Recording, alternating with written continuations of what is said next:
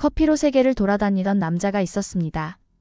수천 잔의 커피를 맛보고 수많은 바리스타들의 손끝을 평가하던 사람.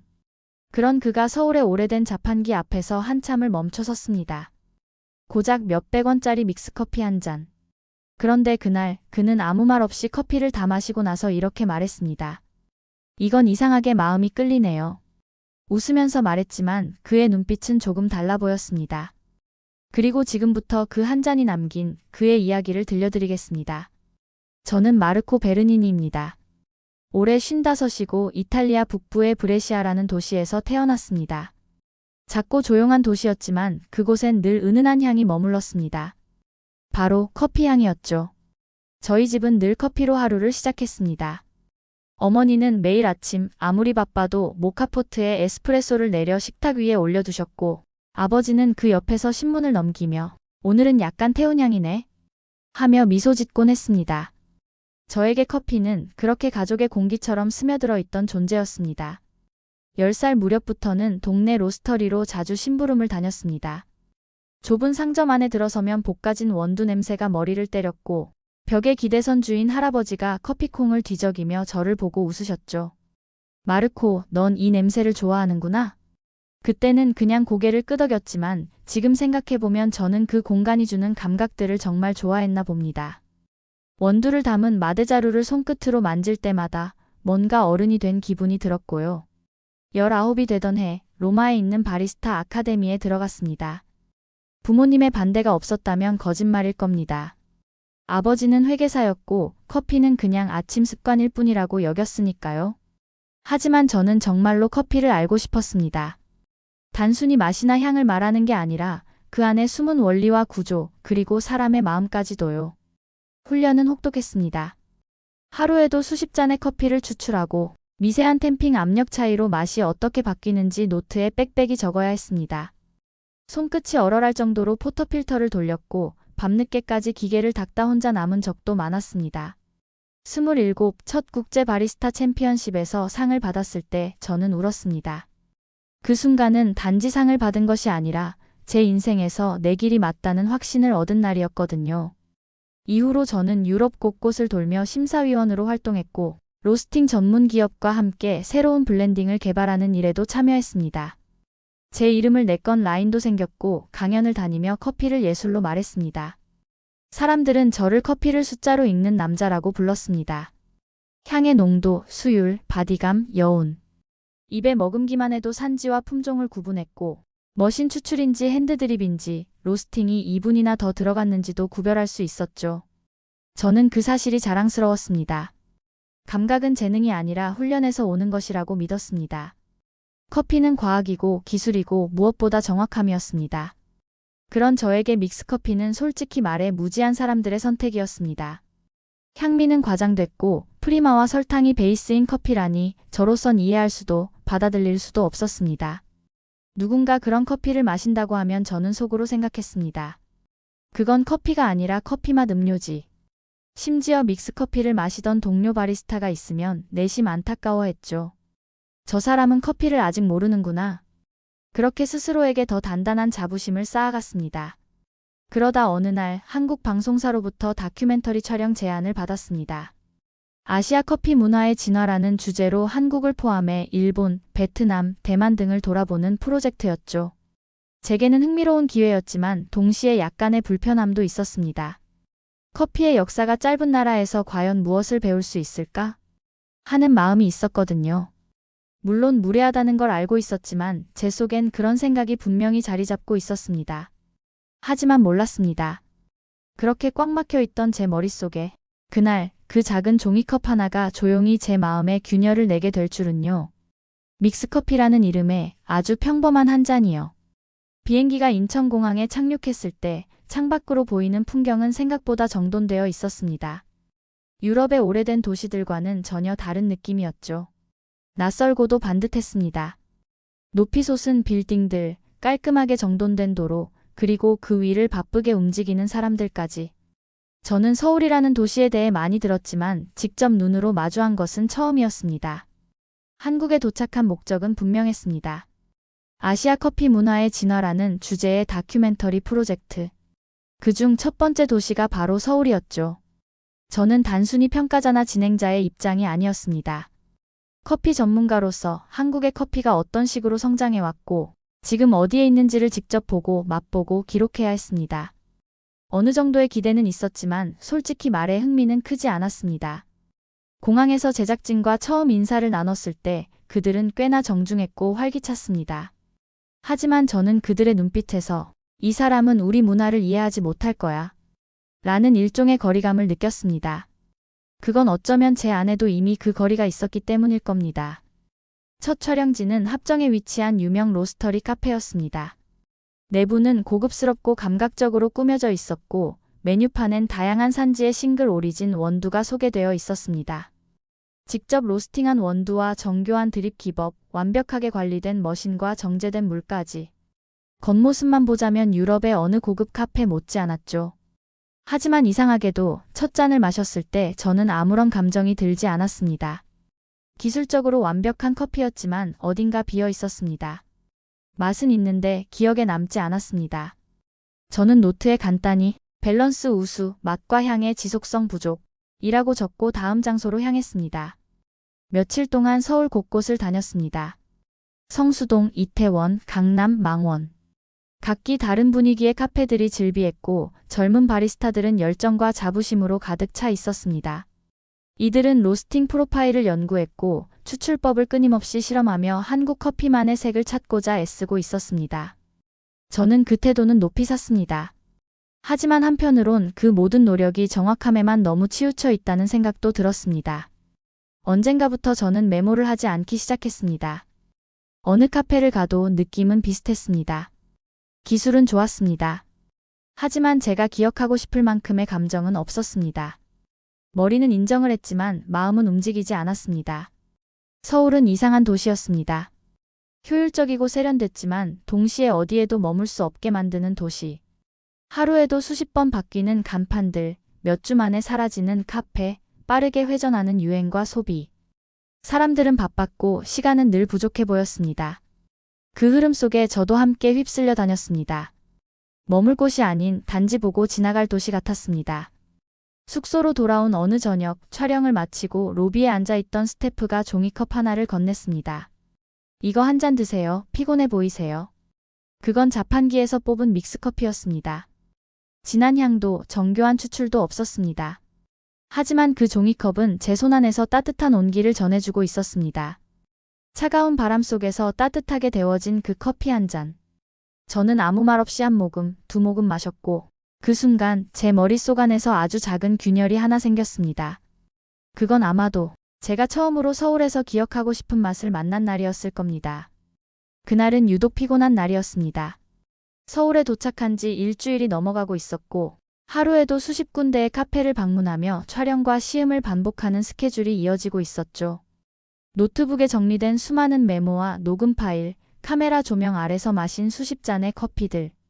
모두 완성도는 높았지만 제 안에 뭔가 채워지지 않는 느낌은 계속 남아 있었습니다. 촬영팀과의 관계도 다소 어색했습니다. 그들은 저를 최대한 배려해 주었지만 언어나 문화의 차이는 생각보다 컸고 저는 어느새 스스로를 고립된 외국인처럼 느끼고 있었습니다. 점점 무표정해지고 말수가 줄어들었죠. 피로와 감정의 거리감이 겹쳐지면서 어느 순간부턴 커피 맛도 카페의 분위기도 머릿속에 제대로 남지 않기 시작했습니다. 그날 오후도 그런 날 중 하나였습니다. 성수동의 한 공장 골목에 숨은 로스터리를 찾기 위해 골목골목을 헤매다 늦은 오후가 되었고 마지막 촬영을 마친 뒤 장비를 정리하던 중이었죠. 어깨는 뻐근했고 다리는 무거웠으며 머릿속은 멍했습니다. 저는 촬영 모니터를 멍하니 보고 있었고 그때 한 스태프가 다가왔습니다. 말없이 종이컵 하나를 제 손에 쥐어주었습니다. 피곤하실 것 같아서요. 저기 자판기에서 뽑았어요. 그 말 한마디 뒤엔 아무 설명도 없었습니다. 그냥 조용히 자연스럽게 당연한 듯 제 손에 쥐어진 그 한 잔. 따뜻한 종이컵의 감촉은 제 손 안에서 온기를 전해주고 있었고 컵 가장자리에서 피어오르는 김엔 익숙하지 않은 단내가 묻어 있었습니다. 솔직히 말하면 처음엔 웃음이 나왔습니다. 이게 커피라고? 바로 그런 생각이었죠. 미묘하게 화학적인 향, 부자연스러울 정도로 달콤한 냄새, 프리마 특유의 묘한 밀크향. 제 커피 기준으로 보면 실격이었습니다. 이건 커피가 아니라 설탕과 인공향의 결합물에 가까웠습니다. 한 모금도 마시지 않고 내려놓을까 싶었지만 이상하게도 제 손은 그걸 내려놓지 않고 있었습니다. 그냥 아주 무심하게 입을 가져다 댔고 아무 생각 없이 한 모금 삼켰습니다. 그 순간 아무 기대도 없던 제 입안에 낯선 온기가 퍼졌습니다. 처음엔 단맛이 강하게 밀려왔고 혀끝이 간질거릴 만큼 자극적이었죠. 하지만 곧 그 단맛이 혀 중간에서 부드럽게 가라앉았고 끝으로 갈수록 구수한 여운이 남기 시작했습니다. 감탄할 만큼 복잡한 구조는 아니었습니다. 하지만 무언가 기분이 이상했습니다. 몸이 조금 느슨해졌다고 해야 할까요? 딱딱하게 말라있던 어깨 근육이 천천히 풀리고 차가운 손이 종이컵을 붙잡고 있는 그 감촉이 은근히 위로처럼 느껴졌습니다. 정확히 어떤 성분이 그 느낌을 유도했는지 설명하긴 어려웠습니다. 하지만 확실한 건 저는 그 한 모금이 주는 이상한 편안함을 부정할 수 없었다는 겁니다. 제가 자주 쓰던 표현으로 말하자면 그 커피는 맛으로 남지 않았고 느낌으로 남았습니다. 신기하게도 몇 분이 지나도 그 여운이 입에서 쉽게 가시지 않았습니다. 복잡한 플레이버도 놀라운 산미도 없었지만 그 단순함 속에서 묘하게 익숙한 따뜻함이 감돌았죠. 그건 분명 처음 마셔보는 커피인데 이상하게도 어딘가 아주 오래전 기억 어귀에 있던 감각 같았습니다. 그날 밤 숙소에 돌아온 뒤에도 저는 그 종이컵을 책상 위에 올려두고 한참을 바라봤습니다. 그냥 버리면 될 것을 저는 이상하리만치 망설였습니다. 그 안에 뭐가 들어 있었던 걸까? 커피라고 부르기엔 너무 가볍고 음료라고 하기엔 너무 묘하게 여운이 깊었던 그 맛. 정확히 뭐였는지 알 수 없었지만 하나만은 분명했습니다. 제 기준에서 완전히 벗어난 그 한 잔이 그날 제일 마음에 남았다는 사실.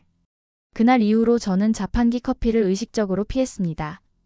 또 마시게 될까봐, 다시 그 감정을 느끼게 될까봐 겁이 났습니다. 어딘가 마음을 건드리고 지나갔던 그 한 잔이 예상보다 오래도록 제 안에 머물렀기 때문입니다. 입안에 남았던 단맛 때문이었는지 손끝에 스며들던 온기 때문이었는지는 알 수 없었습니다. 하지만 분명한 건 그 커피가 제 안에 어떤 묘한 감정을 남겼다는 사실입니다. 그건 맛이나 향처럼 분석 가능한 것이 아니었고 단순히 기분 탓이라고 넘기기엔 너무도 묘한 감정이었습니다. 서울에서의 마지막 촬영지는 영등포의 오래된 공장 골목이었습니다. 잿빛 시멘트 담벼락과 낡은 간판들 사이로 도색이 벗겨진 자판기 하나가 조용히 서 있었습니다. 버튼 위엔 숫자가 흐릿하게 남아 있었고 배출구 아래로는 오래된 커피 자국이 말라붙어 있었습니다. 누군가 막 커피를 뽑아갔는지 기계 안쪽에는 희미한 김이 아직 피어오르고 있었습니다. 스태프들이 장비를 정리하는 사이 저는 조용히 그 자판기 앞으로 걸어갔습니다. 주머니에서 500원짜리 동전을 꺼내 버튼을 눌렀고 몇 초 뒤 종이컵 하나가 툭 소리를 내며 떨어졌습니다. 컵 가장자리로 김이 천천히 피어올랐고 익숙한 단내가 다시 코끝을 간지렸습니다. 저는 그 종이컵을 손에 쥐고 골목 가장자리에 조용히 앉았습니다. 컵에서 전해지는 온기는 생각보다 따뜻했습니다. 마시기도 전인데 이상하게 마음이 조금 편안해졌습니다. 입을 가져가 한 모금 마셨을 때 그 안에는 기술도 정밀함도 없는 맛이 들어 있었습니다. 달콤했고 프리마 특유의 향이 뚜렷했고 커피의 쓴맛은 거의 느껴지지 않았습니다. 그러나 그 맛이 어설프게 느껴지진 않았습니다. 오히려 그런 단순함이 마음을 편하게 해주는 느낌이었습니다. 그 한 모금이 제게 건넨 것은 감탄이 아닌 조용한 위로였습니다. 화려하지 않았지만 그래서 더 오래 남는 감정이었습니다. 마치 누군가 제게 말없이 담요를 건네준 것처럼 그 온기가 아주 조심스럽게 가슴속으로 스며들었습니다. 그 순간 문득 이런 커피를 매일 마시는 사람들은 어떤 하루를 살아가고 있을까 하는 생각이 들었습니다. 누군가는 이른 새벽 출근 준비를 하며 한 잔을 뽑았을 테고 누군가는 일터 한쪽에서 피곤한 허리를 펴며 이 커피를 마셨을 겁니다. 병원 대기실, 공장 구석, 아파트 관리실, 오래된 버스 차고지 같은 곳에서 이 커피는 수없이 많은 사람들의 일상 속에 놓여 있었을 것입니다. 그건 단순히 목을 축이는 음료가 아니었습니다. 누군가의 하루를 버티게 해주는 작지만 확실한 위로였습니다. 저는 그제야 조금씩 알게 됐습니다. 왜 사람들이 이 커피를 찾는지, 왜 이 단맛을 반복해서 기억하는지 말입니다. 그때 마침 촬영을 준비하던 스태프 한 명이 제 옆에 앉았습니다. 그는 자판기를 가리키며 말했습니다. 저 기계 10년도 넘었대요. 이 동네 분들은 지금도 매일 아침 저기서 한 잔 마시고 출근하신대요. 그의 말은 무심했지만 그 안엔 오래된 정서가 녹아 있었습니다. 저는 조용히 고개를 끄덕였고 남은 커피를 천천히 다 마셨습니다. 마음이 차분해졌습니다. 더 이상 분석하려 하지 않았고 굳이 무언가를 정의하려 하지도 않았습니다. 그저 이 한 잔을 통해 조금은 다른 방식으로 커피를 이해하고 있다는 사실만이 또렷이 느껴졌습니다. 숙소로 돌아온 뒤 종이컵은 이미 비어 있었지만 손끝엔 여전히 따뜻함이 남아 있었습니다. 저는 그날 밤 수첩 한쪽에 짧게 한 문장을 적어두었습니다. 커피는 완벽하지 않아도 된다. 마음이 따뜻해진다면 그걸로 충분하다. 그날 이후로 커피에 대한 생각이 조금씩 달라지기 시작했습니다. 평소처럼 향과 산미, 로스팅 포인트 같은 기술적 기준으로는 설명할 수 없는 여운이 남아 있었거든요. 서울 골목의 자판기에서 마신 그 커피 한 잔은 제 감각으로는 분명 완성도가 부족했지만 이상하리만치 마음 깊숙이 남았습니다. 입안에서 사라진 단맛보다도 그 순간 제 곁에 머물던 분위기와 공기, 그리고 사람들의 표정이 자꾸 떠올랐어요. 촬영 마지막 날 우리는 구로의 한 오래된 공장을 찾았습니다. 날씨는 흐렸고 아침 공기엔 기계와 금속 냄새가 섞여 있었습니다. 출입구 옆에 놓인 낡은 자판기 앞에는 사람들이 줄을 서 있었고 그들의 손엔 모두 같은 디자인의 종이컵이 들려 있었죠. 누군가는 작업복을 입은 채 헬멧을 벗었고 또 누군가는 묵묵히 벽에 기댄 채 커피를 기다리고 있었습니다. 버튼을 누르고 컵이 떨어지는 그 짧은 순간 사람들은 잠시 모든 걸 멈춘 듯 보였습니다. 그 풍경은 분주한 공간 안에서 오히려 더 조용하고 단단하게 느껴졌습니다. 저는 그 자판기를 한참 바라보다가 자신도 모르게 그들 속으로 들어가고 있음을 느꼈습니다. 누군가는 피곤한 표정으로 종이컵을 든 채 바닥만 보고 있었고 누군가는 첫 모금을 마시며 천천히 눈을 감았습니다. 그 모습들엔 어떤 설명도 필요하지 않았어요. 단지 그 시간이 그들에게 필요한 시간이라는 것을 저는 본능처럼 느낄 수 있었습니다. 그들에게 그 한 잔은 단순한 음료가 아니었습니다. 그건 하루를 견디기 위한 마음의 숨, 다시 움직이기 위한 조용한 준비 같은 것이었죠. 공장 구석 계단에는 나이 든 남성이 앉아 있었습니다. 그는 조용히 커피를 마시고 있었고 손에는 익숙한 느낌이 묻어났어요. 눈빛은 멀리 향해 있었고 표정은 차분했지만 어디선가 깊은 감정이 묻어났습니다. 누구보다 많은 아침을 이 커피와 함께 맞이해왔을 그 남자는 아마도 그 순간만큼은 누구와도 나누지 않는 자신만의 시간을 보내고 있었을 겁니다. 그를 보며 저는 문득 그런 생각이 들었습니다. 커피는 어떤 사람에게는 잠을 깨우기 위한 도구일 수 있지만 또 어떤 사람에게는 하루를 버텨내기 위한 다정한 위로가 될 수도 있다는 사실이죠. 저는 그동안 커피를 맛으로 기억했습니다. 산미와 향의 조화, 바디감과 애프터 테이스트. 하지만 이곳에서 만난 커피는 맛보다 먼저 사람의 손에 쥐어진 감정으로 남았습니다. 공장 관리자에게 들은 이야기로는 그 자판기는 10년 넘게 같은 자리에 있었고 오가는 사람들 대부분이 하루 한 번은 꼭 이 자판기를 찾는다고 했습니다. 맛이 좋아서라기보다 그 익숙함 자체가 위로였다고 말했어요.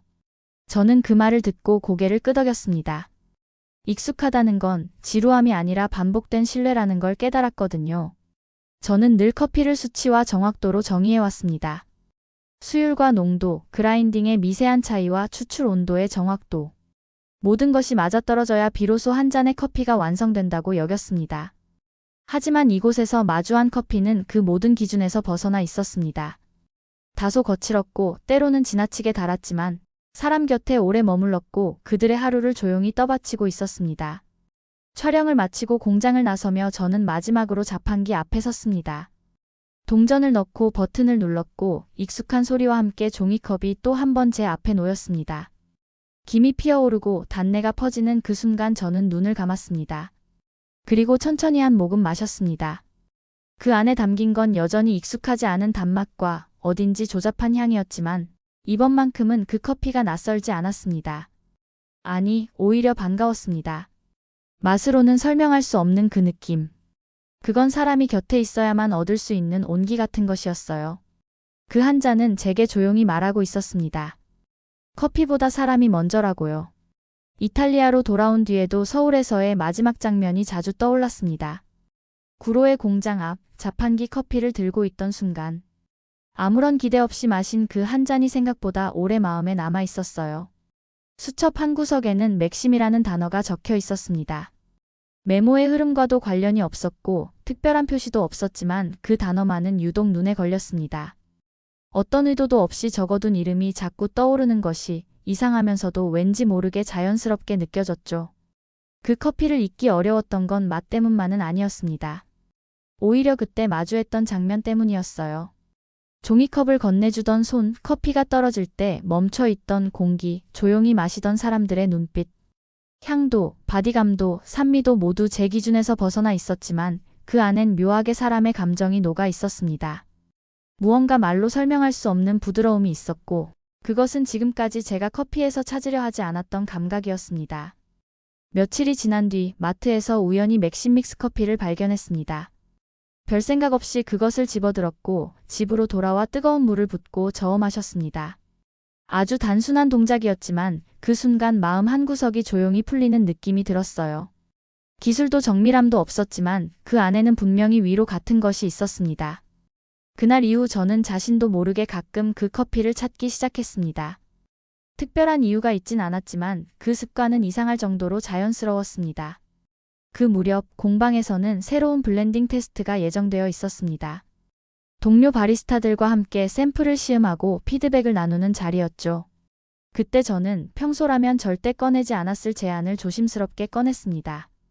스페셜티 원두들과 함께 이 믹스 커피도 한 잔 넣어보자는 것이었습니다. 순간 분위기가 잠시 정적에 잠겼고 모두가 당황한 듯한 눈빛을 보였습니다. 일부는 웃었고 어떤 동료는 장난이냐는 듯 고개를 갸웃했습니다. 그 반응은 예상했기에 놀랍진 않았지만 저는 물러서지 않았습니다. 설명보다 경험이 먼저였고 저는 그것이 사람들에게 어떤 감각을 남기는지 직접 보여주고 싶었어요. 커피를 준비하면서도 걱정은 있었습니다. 만약 이 한 잔이 모두에게 외면당한다면 그동안 느꼈던 감정이 혼자만의 착각일 수 있었으니까요. 그러나 컵을 들고 한 모금씩 마시는 동료들의 얼굴을 바라보며 저는 서서히 안심하게 됐습니다. 익숙한 향이 아닌데도 누구 하나 쉽게 컵을 내려놓지 않았습니다. 모두가 묘하게 조용해졌고 평가 대신 침묵이 흘렀습니다. 어떤 동료는 컵을 손에 오래 쥐고 있었고 또 다른 이는 고개를 숙인 채 입가에 미묘한 표정을 지었습니다. 예상보다 부드럽고 따뜻하다는 반응, 오히려 요즘 커피보다 더 편하다는 의견까지 들려왔습니다. 그 반응을 들으면서 저는 조금 멍해졌습니다. 기술과 정밀함을 추구하던 이들이 아무 장비 없이 내려진 커피 한 잔에서 감정을 느끼고 있다는 사실이 저를 뒤흔들었습니다. 이건 분명히 반전이었습니다. 가장 무시받을 법한 방식의 커피가 가장 오래 사람들의 손에 남는 장면을 저는 눈앞에서 목격하고 있었습니다. 그 이후로 저는 제 커피 기준을 다시 보기 시작했습니다. 수율, 산지, 로스팅 포인트 같은 정밀한 기준은 여전히 중요하지만 커피가 사람에게 남기는 감정 역시 그 이상으로 깊을 수 있다는 걸 깨달았어요. 입안의 향보다 오래 남는 것은 결국 마음에 남는 감정이라는 걸 저는 그 시음회 이후 비로소 받아들이게 되었습니다. 맥심 믹스 커피는 저에게 새로운 기술을 알려주진 않았습니다. 하지만 그보다 중요한 걸 가르쳐 주었어요. 커피는 꼭 정교해야만 기억되는 것이 아니라는 것. 때로는 그저 익숙하고 따뜻하다는 이유만으로도 누군가의 삶에 깊게 스며들 수 있다는 것. 저는 이 한 잔이야말로 지금까지 제가 외면해왔던 커피의 또 다른 얼굴이라는 걸 알게 됐습니다. 지금도 가끔 아무도 없는 작업실에서 이 커피를 다시 꺼냅니다. 특별한 날은 아니어도 괜찮아요. 이유 없이 마음이 조금 흔들리는 날이면 조용히 컵에 물을 붓고 천천히 저어 마십니다. 그건 더 이상 호기심이 아니라 제 일상 속에 자연스럽게 자리한 작고 확실한 위로입니다. 가장 무시했던 커피가 제 마음에 가장 오래 남게 될 줄은 몰랐습니다. 하지만 지금은 아주 분명하게 말할 수 있어요. 그 커피는 제 인생의 기준을 가장 조용히 뒤집어 놓은 한 잔이었습니다. 한 달쯤 지났을 무렵이었습니다. 어느 저녁 문득 저는 제 가게 한쪽 벽면에 작은 문구 하나를 손글씨로 적어 붙였습니다. 정식 문장도 아니었고 눈에 띄는 장식도 없었지만 그 글귀만은 꼭 남기고 싶었어요. 다 마시고 나서야 알았어요. 왜 한국 사람들이 이 커피를 좋아하는지요. 아마 누군가 지나가듯 읽고 웃어넘길 수 있는 문장이었을지도 모릅니다. 하지만 저에겐 그 문장이 제가 커피를 다시 보기 시작한 순간의 정직한 고백이었습니다. 예전에 저는 언제나 완벽을 기준으로 삼았습니다. 바디감의 균형, 산미의 깊이, 로스팅의 디테일, 추출의 정확도. 모든 요소가 정밀하게 계산된 커피만이 진짜라고 믿어왔습니다. 그래서 저는 그 기준을 벗어난 커피를 평가하려 하지 않았고, 누군가 그와 다른 감정을 말해도 이해하지 못했죠. 하지만 서울에서 마신 한 잔의 믹스커피는 그 모든 틀을 부드럽게 깨뜨렸습니다. 기술이 아닌 온기, 정교함이 아닌 익숙함, 향미가 아닌 기억. 그런 것들이 커피에 담길 수 있다는 사실을 그제야 받아들이게 됐습니다. 사람들은 종종 묻습니다. 한국에서 마신 커피가 그토록 인상 깊었나요? 저는 그럴 때면 조용히 고개를 끄덕입니다. 그 커피가 완성도가 높았기 때문은 아닙니다. 오히려 거칠고 투박했죠. 하지만 그 안에 담긴 감정은 지금도 선명합니다. 그 커피를 마시던 사람들의 눈빛, 자판기 앞에서 잠시 멈춰 서 있던 그 공기, 종이컵을 건네던 따뜻한 손끝. 그것들이 어딘지 모르게 제 마음을 오래 흔들었습니다. 커피가 사람에게 남는 건 결국 그런 기억이 아닐까 생각해요. 그날 이후 저는 완벽한 커피만을 고집하지 않게 되었습니다. 완성도보다 중요한 것은 그것이 머무는 방식, 곁에 있는 온도, 그리고 그 안에 담긴 마음이라는 걸 깨달았기 때문입니다. 바리스타로서 기술은 여전히 중요하지만 사람의 감정을 이해하지 못하면 결코 진짜 커피를 내릴 수 없다는 것을 이제는 알고 있습니다. 손님이 마주한 잔에 어떤 하루가 담겨 있는지, 그 잔이 끝나고 남는 느낌이 무엇인지를 생각하게 됐어요. 저는 요즘 커피를 평가하는 대신 느끼고 있습니다. 매장에서 제공하는 모든 커피가 정교하지는 않지만 따뜻한 마음으로 건네지 않는 커피는 절대 내보내지 않겠다고 다짐하고 있어요. 손님이 오늘 힘들었어요 라는 말 없이도 그 마음을 받아줄 수 있는 커피 한 잔을 준비하고 싶습니다. 때로는 부드럽고 때로는 아주 평범할지라도 그 안에 담긴 감정만큼은 분명하게 전달되었으면 좋겠다는 마음이 생겼습니다. 한국에서 마신 그 믹스커피는 저에게 단순한 경험이 아니었습니다. 그것은 한국 사람들의 정서를 담은 한 잔이었고 그 안에 담긴 따뜻함은 언어나 문화와는 상관없이 전해졌습니다. 복잡하지 않아서 더 오래 남았고 설명하려 하지 않아서 더 깊게 다가왔어요. 자판기라는 익숙한 공간 속에서도 사람들은 조용히 서로를 배려했고 그 잔을 통해 하루를 잠시 내려놓고 있었습니다. 그것이야말로 커피의 본질에 가까운 순간이 아니었을까요? 지금도 가끔 매장 문을 닫은 늦은 저녁이면 저는 조용히 그 커피를 한 잔 마십니다. 컵에 뜨거운 물을 붓고 조심스럽게 저어 마시는 그 시간은 하루를 정리하는 작고 소중한 습관이 되었습니다. 향은 단순하고 맛은 예상 가능한 그것이지만 마음속에 남기는 인상은 늘 다르게 느껴집니다. 아마도 그것이 제가 커피를 조금 다르게 보기 시작했다는 증거겠지요. 저는 여전히 커피를 사랑합니다. 다만 이제는 조금 더 다정한 시선으로 바라보게 되었습니다. 그 변화의 시작에 한국에서 마신 작은 종이컵 하나가 있었다는 사실이 참 고맙습니다. 우리는 종종 특별한 순간이 아닌 아주 평범한 하루 속에서 마음이 따뜻해지는 경험을 합니다. 기억에 오래 남는 건 대단한 맛도 복잡한 향도 아니었죠. 그저 누군가 조용히 건네준 종이컵 하나, 그리고 그 안에 담긴 조용한 마음이었습니다. 서울의 자판기 앞에서 마신 그 한 잔의 커피는 단순한 음료가 아니었습니다.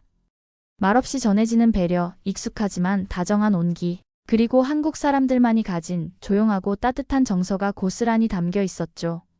그 잔은 한 사람의 마음을 바꿔놓았습니다.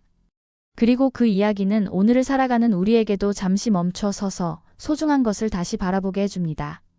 오늘 이야기도 잠시나마 따뜻한 마음이 전해지셨다면 좋아요와 구독, 그리고 알림 설정으로 다음 이야기도 함께 해주세요. 당신의 하루 끝에 조용히 놓이고 싶은 이야기, 감동사연 우체통 채널이었습니다. 따뜻한 하루 보내시길 바랍니다. 고맙습니다.